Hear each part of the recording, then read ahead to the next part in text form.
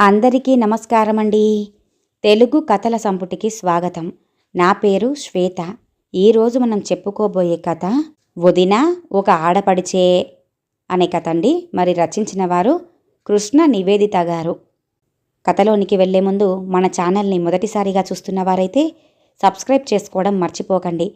కథను పూర్తిగా విన్న తర్వాత లైక్ చేయడం, షేర్ చేయడం అస్సలు మర్చిపోవద్దండి. ఇంకెందుకండి ఆలస్యం, కథలోనికి వెళ్ళిపోదాం. ఏమిటండి మరీ చిత్రంగా మాట్లాడుతున్నారు? మీ చెల్లెలు 3 ఏళ్లకొచ్చిందని 1000 రూపాయలు పెట్టి చీర ఎక్కడి నుంచి కొనివ్వగలం? మనకున్న దాంట్లోనే ఒక చీర, ఒక రవిక తెచ్చి పెడదామండి అన్న భార్య మాటలకు, అది కాదు వసంత, రాధిక ఏమైనా ప్రతి పండగకి వస్తుందా ఏంటి? వచ్చి కూడా 2 ఏళ్లు దాటిపోయింది. మనక డబ్బు సర్దుబాటు కాని ఇబ్బందులేమీ లేవు. 1000 రూపాయలిస్తే ఏం పోతుంది? పైగా తానే వచ్చేటప్పుడు పిల్లలందరికీ ఏవో గిఫ్టులంటూ తెస్తూనే ఉందిగా అన్నాడు రాజారాం. రాజారాం అరగంట నుంచి భార్యతో పోరుతున్నాడు.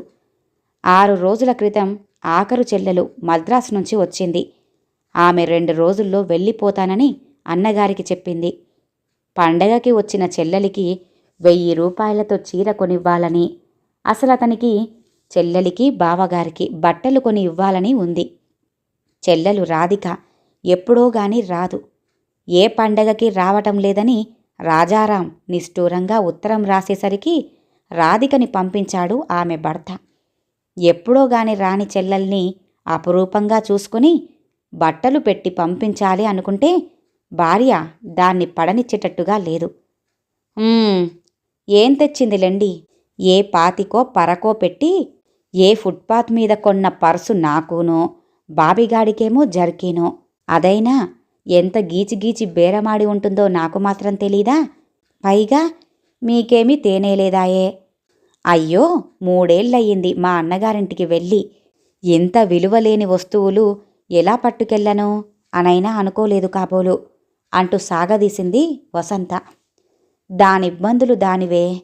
అత్తామామలతో, ఆడబిడ్డలతో దాని సంసారం ఎంత పెద్దదో మనకు తెలియందా వసంత? ఇద్దరూ ఉద్యోగాలు చేస్తున్నారన్న మాటేగాని ఆ మద్రాస్ పట్టణంలో ఏ మూలకవి సరిపోతాయి? అయినా సరే మన కోసం అది ఆ మాత్రం డబ్బు వెచ్చించి తేవటమే గొప్ప. ఈ ప్రయాణం పేరుతో దానికి 700-800 అయి ఉంటాయి ఖర్చు అంటూ నచ్చజెప్పడానికి ప్రయత్నించాడు రాజారాం. అయ్యుంటే ఖర్చు చేసిందంతా ఇస్తారా ఏమిటి? ఇంకా 1 తారీఖు రావాలంటే వారం రోజులు గడవాలి. పిల్లల ఫీజులు, ఇంటి అద్దె, పాలు, కిరాణం, ఇలా అన్ని ఖర్చులకి మాత్రం జీతం సరిపోతుందా? మనకిక్కడేం ధనరాశులు మూలగటం లేదు కదా. అయినా పెట్టొద్దు అనటం లేదుగా. మనకు కలిగిన దాంట్లో పెడదాం అంటున్నాను అంటూ విసుగ్గా అనేసి అక్కడ్నుంచి లేచి వెళ్ళిపోయింది వసంత. ఇక వాదించడం అనవసరమన్నట్లుగా తల పట్టుకుని కూర్చున్నాడు రాజారాం. ఏమాడవాళ్ళో ఏమిటో అర్థం కారు. 2 నెలల క్రితం అక్కగారమ్మాయి పెళ్ళి అంటూ వేలకు వేలు పోసి చీరలు కొనుక్కుంది. వారం రోజుల క్రితం ఆ వధూవరుల్నిద్దరినీ తీసుకొచ్చి 1000 పెట్టి బట్టలు పెట్టింది. ప్రతి పెళ్ళికి ఇలాంటి ఖర్చే. ఇప్పుడేమో ఆడపడుచు రాక రాక ఇంటికొస్తే ఖర్చుల గురించి, కలిగుండటాల గురించి మాట్లాడుతుంది. ఏం తెచ్చింది మీ చెల్లెలు మహా అయితే అని మాట్లాడుతుంది. వారం రోజుల క్రితం పెళ్ళికి వెళ్తే లేని పిల్లల ఖర్చులు, ఇంటి అద్దెలు ఇప్పుడెలా వచ్చాయో మరి అర్థం కాలేదు రాజారాంకి. ఇక 3వ నాడు రాధిక ప్రయాణమవుతూ ఉంటే కాళ్లకు పసుపు రాసి బొట్టు పెట్టి చీర, రవిక ఆడపడుచు చేతికిచ్చి, ఈ మధ్యకాలంలో నువ్వు రానేలేదని కనీసం 800 పెట్టి చీర పెట్టాలని మీ అన్నయ్య చాలా అనుకున్నారు. సమయానికి డబ్బు చేతికందలేదు. అందులోనూ ఈ నెలలో ఖర్చులొకటి అధికంగా ఉన్నాయి. పేరుకు 10,000 జీతమే కాని చేతికొచ్చేది ఎంతని? అదైనా ఈ రోజుల్లో ఏ మూలకని సరిపోతున్నాయి?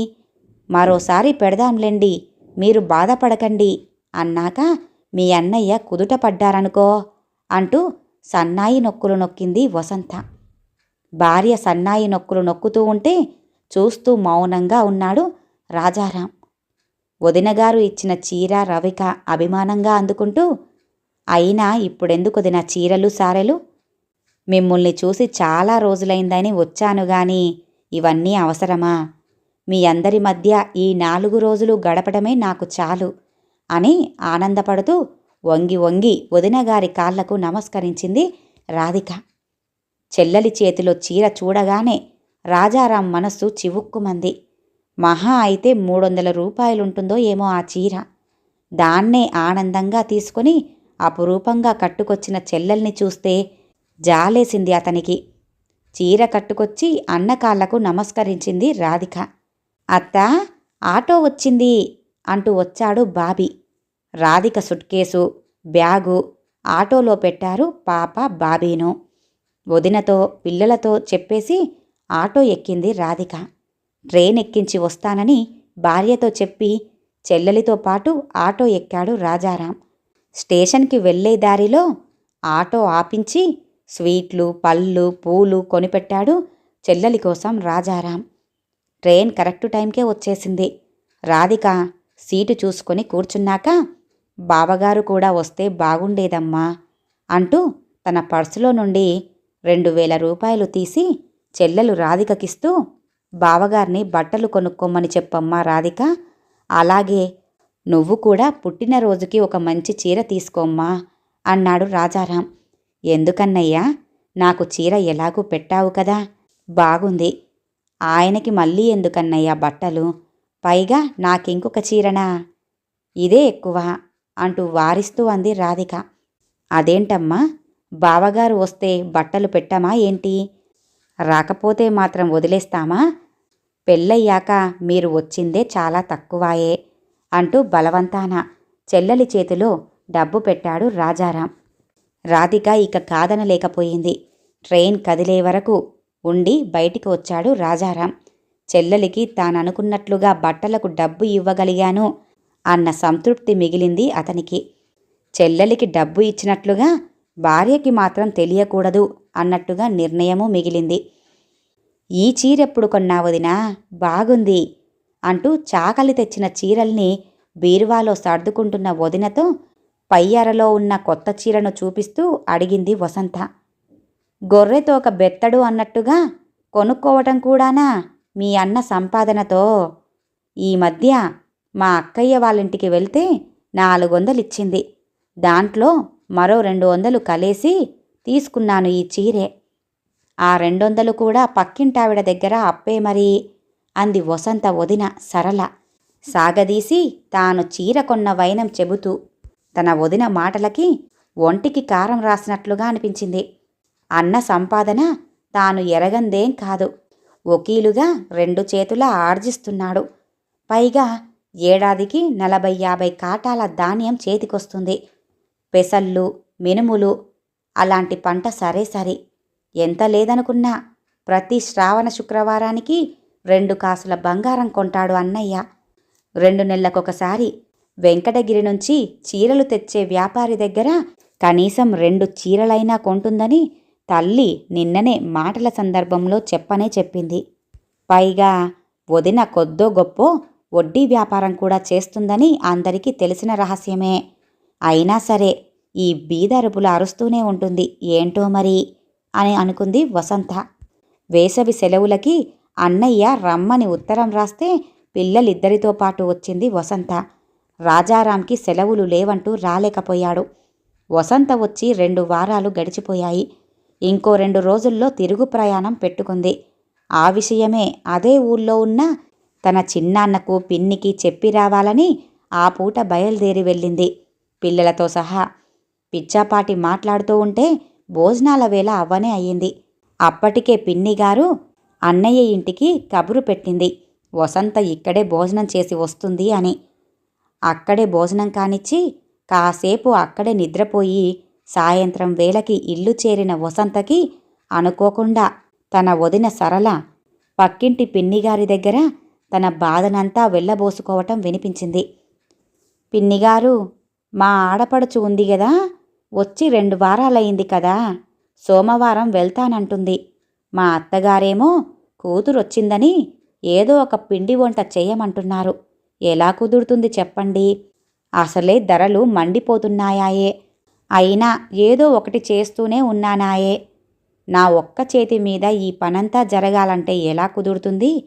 మీ అబ్బాయికి ఇవేవీ పట్టవు. టైం అంటూ ఒకటే పరుగులు ఉరుకులును. అక్కడెలాగూ నువ్వే చేసుకుంటావుగా అని మా అత్తగారు మా ఆడపడుచుని ఇటు పుల్ల అటు తీసి పెట్టనివ్వట్లేదనుకోండి అంటుంది. అలా అయితే కష్టమేనమ్మాయ్ అంటూ సానుభూతిగా అంటుంది పిన్నిగారు. అప్పుడే ఏమైందండి, ఇంకా ఉంది వినండి. మరి మా అత్తగారేమో పిల్లలకి మా ఆడపడుచుకి 2000 ఇవ్వాలి అంటున్నారు బట్టలకి. ఎలా కుదురుతుంది చెప్పండి? మీరు కూడా చూస్తూనే ఉన్నారుగా మా ఖర్చులు ఎలా ఉన్నాయో. ఎప్పుడు ఏవో ఒక ఖర్చులు. రాబడి ఉన్నా ఏ మూలకవి సరిపోతున్నాయి ఈ ధరవరలతో. అందుకే మా ఆడపడుచుకి 200 పెట్టి పిల్లలిద్దరికీ చెరో 100 ఇద్దామంటున్నారు ఆయన. పెట్టాలని ఉన్నా సాగొద్దు అంటున్నా సరళ వాగ్దాటికి ఆనకట్ట పడినట్లుగా అనిపించింది పాలేరు పిలవటంతో. ఈ సంభాషణంతా విన్న వసంత ముఖం వివర్ణమైంది. వదిన దగ్గరికి వెళ్ళి 4 దులిపేద్దామా అనిపించింది ఒక్క క్షణం. బలవంతాన నొక్కి పెట్టుకుని ముభావంగా 2 రోజులు గడిపేసి 3వ రోజు బస్సు ఎక్కేసింది వసంత పిల్లలతో సహా. ఇక వచ్చేస్తుంటే వదిన తన చేతులలో పెట్టిన చీరను తీసుకుని పెట్టెలో పెట్టుకుంటూ, కట్టుకుంటే ప్రయాణంలో నలిగిపోతుందిలే వదినా, అసలే మా అన్నయ్య అంతంత సంపాదనతో కొన్నది కదా అంది ఉక్రోషంగా. విననట్టుగానే ఉండిపోయింది సరళ. చూసారా అండి మా వదిన ఎలాంటి చీర పెట్టిందో? 200 ఉంటుందో లేదో. పిల్లలిద్దరికీ చెరో 100 ఇచ్చారండి. ఈ రోజుల్లో 100కేమొస్తాయి నా బొంద. వాళ్ళకెలా ఇచ్చినా నాకన్నా కాస్త మంచి చీర పెట్టొచ్చు కదా. 4-5 చీరలు మంచి ఖరీదుగానే కొత్తవే ఉన్నాయి ఇంట్లో. అందులో నుంచి ఏదో ఒకటి తెచ్చిపెట్టు సరళా అంటూ అమ్మ అంటున్నా ఆవిడగారు వినిపించుకుంటేనా? ఎంత వదినైతే మాత్రం అన్నయ్యకి అమ్మకి పెట్టాలనుంటే మాత్రం పెట్టనిస్తుందా ఆవిడగారు? మళ్ళీ పక్కింటి పిన్నిగారితో ఎంత గోల పెడుతూ చెబుతుందో తెలుసా? ఈ ఖర్చులతో ఎలాగండి వేగటం అంటూ ఇల్లంతా శుభ్రం చేసుకుంటూనే అప్పుడే ఆఫీస్ నుంచి వచ్చిన భర్తతో తన అక్కసంతా వెళ్ళబోసుకుంది వసంత. పోనీలే వసంత, ఏదో వాళ్ళు కలిగి ఉన్నంతలో పెట్టారు, వాళ్ళ ఖర్చులు వాళ్ళకుంటాయిగా అంటూ తన చెల్లెలు రాధిక వెళ్ళేటప్పుడు తన భార్య ప్రవర్తించిన తీరు గుర్తుకొచ్చింది రాజారాంకి. ఏమిటండి ఖర్చులు? వాళ్ళు కొనుక్కునేటప్పుడు మాత్రం గుర్తుకురావా? ఆడపడుచులకు పెట్టాలంటే మాత్రం బాధ తన్నుకొస్తోంది. పుట్టింటి వాళ్ళకైతే సంతోషంగా పెడతారు. రోజూ ఏమైనా పెట్టమంటామా? నెలకొకటి పెట్టమంటామా? ఎప్పుడో పోయినప్పుడు ఇలా అంది భార్య. అవును, ఆడపడుచుకు పెట్టాలంటేనే బాధ అందరికీ. పెట్టే ప్రతి వదిన తాను ఒకరికి ఆడపడుచునని మర్చిపోతుంటారో ఏమో. నువ్వు ఒకరికి వదినవేగా, ఇది నీకు వర్తిస్తుంది వసంత. దానికోసం మీ అన్నా వదినలను అనటమెందుకు చెప్పు అంటూ నవ్వుతూనే అంటించాడు రాజారాం. భర్త మాటలు చురుక్కుమనగా వసంత మరు మాట్లాడలేకపోయింది. ఈ కథ ఇంతటితో సమాప్తమండి. విన్నారుగా, వదిన కూడా ఒక ఆడపడిచేనని తెలియజేసిన కథను. మరి ఈ కథ గనుక మీకు నచ్చినట్లయితే లైక్ చేయండి, షేర్ చేయండి, అలాగే సబ్స్క్రైబ్ చేసుకొని మన ఛానల్ని ఎంకరేజ్ చేయండి. మీ యొక్క విలువైన అభిప్రాయాలను కామెంట్ రూపంలో తెలియజేయండి. ఇంత మంచి కథను మనకు అందజేసిన కృష్ణ నివేదిత గారికి ధన్యవాదాలు తెలియజేసుకుంటున్నానండి. మరొక మంచి కథతో మళ్ళీ కలుద్దామండి. నమస్కారం.